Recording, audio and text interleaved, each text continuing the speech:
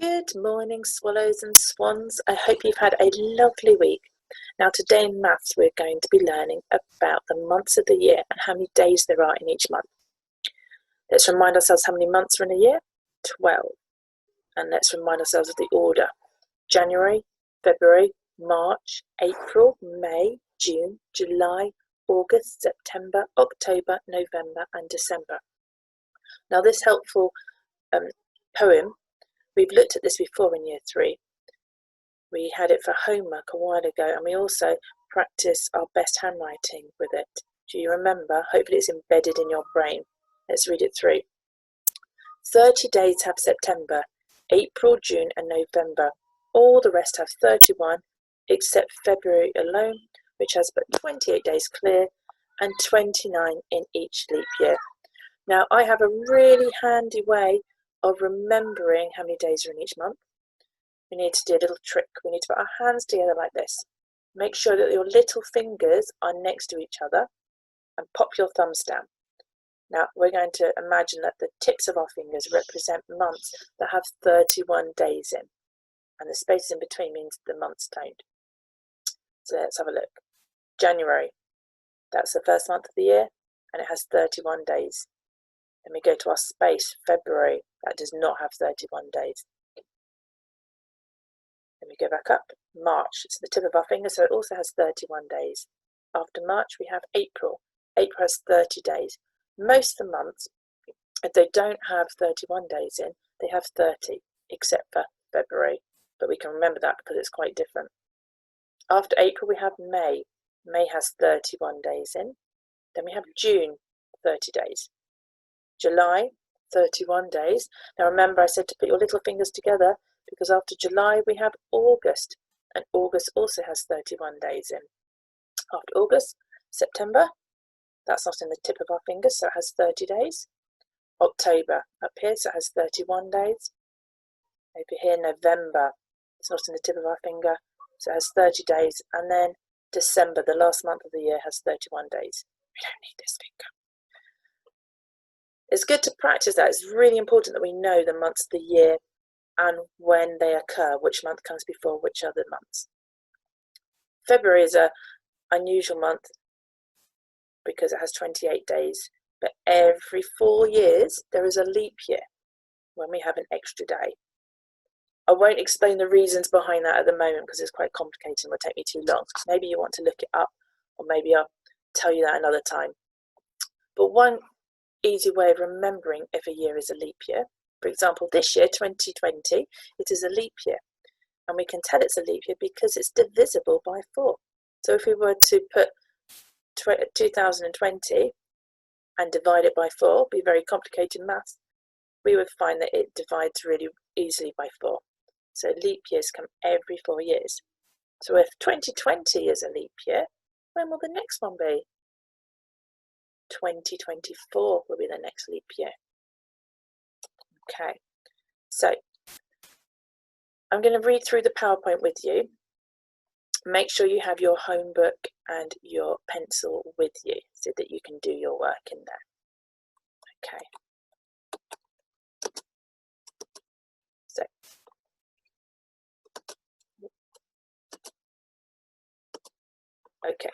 So let's learn 30 days in 10 months. We've just gone through that, haven't we? We've just talked about the fact that April, June, September and November all have 30 days in. And if you have a look in our Let's Learn, you can see that really clearly. The other months have 31 days except for February. February has 28 or 29 days. I'll let you have a look at that because of the different number of days in the year. On this calendar, for example, January the 1st falls on a Thursday. The following year, it won't be on a Thursday. If it's not a leap year, it would be on a Friday. Now, underneath, we've got tables which tell us whether there were 28 or 29 days in February.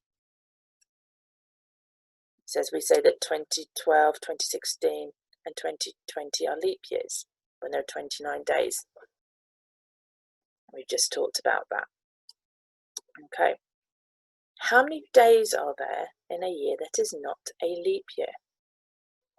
What would we need to put in there? How many days had 30 in? There were how many months have got 30 in? I meant to say there were 4 months that had 30 days in. So we have to do 4 times 30. And how many months have 31 days in? That would be 7. So there's some really complicated maths there. And then we need to add the number of days that are in February. But if it's not a leap year, we know there are 28 days. So in a year that is not a leap year, there are 365 days. In a leap year, remember that's one more day in February. So in a leap year, there are 366 days. Have a little think about these questions at the bottom. Charles took the entire month of March to complete a project. How many days did it take him? Have a little think about that one.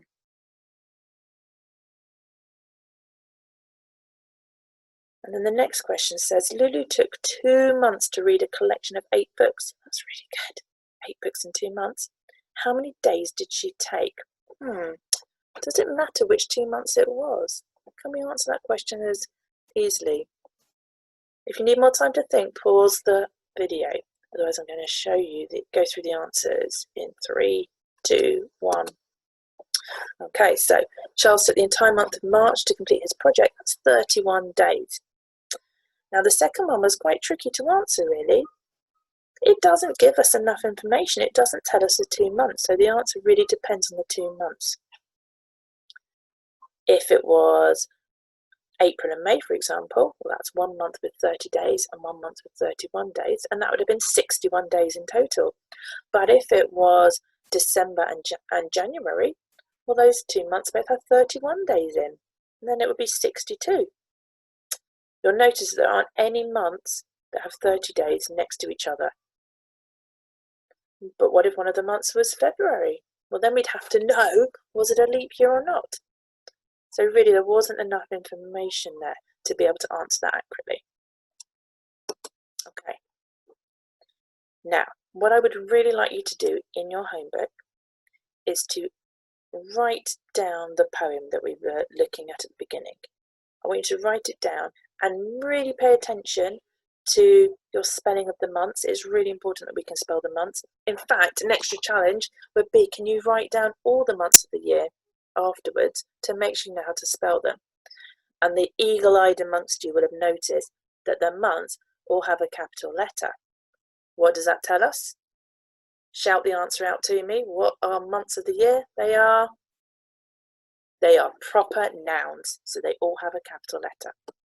So I would like you to copy this down, and then over here there are some problems. You do not need to copy out the problems, you just need to write the answer, but obviously write down any working out that you might need to do, especially for number 4. Number 4 is quite tricky, so I do recommend that you do your working out.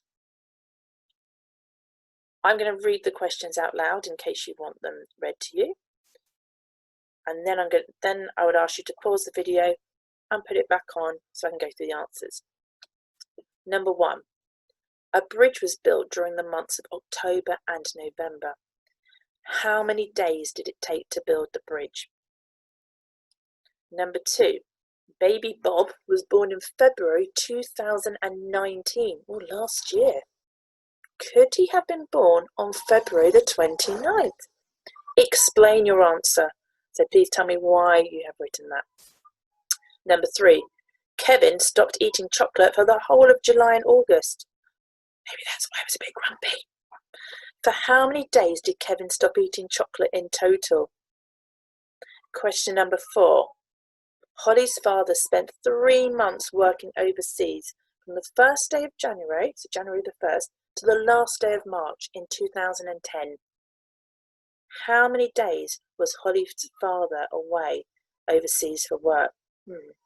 That one's a tricky one. 3 months, started on the 1st of January, finished on the last day of March. It was 2010. How many days? Pause the video, and then when you come back, you can check your answers. I'm going to put the answers up in 3, 2, 1. So that first problem, October and November. October has 31 days. November has 30 days. The answer was 61. Baby Bob was born last year, February 2019. We already know that this year was a leap year. If this year was a leap year, last year couldn't have been. So there's no way he was born on February the 29th. It was not a leap year. So the latest he could have been born in February was February the 28th. Hope you've written a really clear explanation. I used a conjunction in mine. I put 2019 is not a leap year, therefore it only had 28 days in the month. I hope you wrote the conjunction in your sentence. Number 3, Kevin stopped eating chocolate for the whole of July and August. July, remember when we did our working out, July was the little finger and August was the other little finger. So they both have 31 days in. 31 plus 31 is 62. Now the last one I said was trickier because we had to add up 3 months. January has 31 days in. February has 28 unless it's a leap year. But 2010 was not a leap year, so it had 28 days in it. And then March has 31. So what I need to do is add 31 plus 28 plus 31. I hope you did some brilliant working out in your home book. Maybe you partitioned the numbers and you worked out that 30 plus 30 equals 60. 60 plus 20 is 80. And then you would have added 8 plus 1 plus 1, which is 10. So the answer you should have got was 90. Well done if you got those correct. If you didn't, talk to your grown-up at home and discuss it with them and see where you might have gone wrong if you're not sure. Okay, we can do some more problem solving now. Lulu started her holiday on the 3rd of March. The holiday ended on the 17th of March. Now I'm going to look at the calendar here. I can see that the 3rd of March was a Tuesday. I know that T stands for Tuesday because it's Monday, Tuesday, Wednesday, Thursday, Friday, Saturday, Sunday. So she started her holiday on the 3rd of March. The holiday ended on the 17th of March. I'm going to look over here. That's also a Tuesday. How many days was Lulu's holiday? So if we look on our calendar, we can see that by crossing it off, well, from Tuesday to the following Monday, that's 7 days. Tuesday, Wednesday, Thursday, Friday, Saturday, Sunday, Monday, that's 7 days. Then she had another week. 7 days is a week. That would have taken her to the following Monday, plus the next Tuesday. So she was on holiday for 15 days. What if the holiday started on the 3rd of March and lasted for 10 days? Now, she's saying that the holiday would end on the 13th of March. He's saying that's not correct. It would actually end on the 12th of March. Why did she say 13? She's just added on 10 to 3. And if you add 3 plus 10, you would get 13. But if we look at the calendar really carefully, we have to include that first day, don't we? She goes on holiday on the 3rd of March. So that's the first day of her holiday. The second day of her holiday is the 4th. The third day of her holiday is the 5th. The 4th day of her holiday is the 6th. The 5th day of her holiday is the 7th.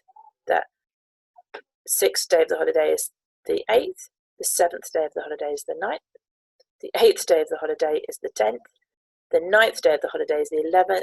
And the 10th day of the holiday is the 12th. If she'd have come back on the 13th, she'd actually been away for 11 days. So we need to be really, really careful when we do this maths. We have to remember that we're not just adding on 10 days because we have to include that first day.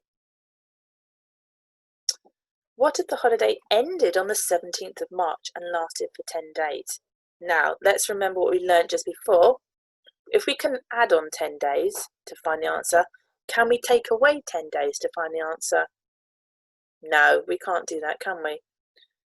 So we're going to start on the 17th because we know that it ended on the 17th and we need to count backwards. So we're going to count backwards from 17. So we're going to say 17, that's the first day. So can you work that out? Can you count backwards? Have a go. Counting backwards, 17th being the first day, 17, 16, 15, 14, 13, 12, 11, 10, 9, 8. So I think that our holidays would start on the 8th of March. Did you get that correct? Okay. Here are some more problems for you to solve in your book. Again, you don't need to write out the problems. Just write number 1, number 2, number 3, but show me all the working out that you've used. I'll read the problems to you, and then you can have a go at answering them. Pause the video whenever you need to.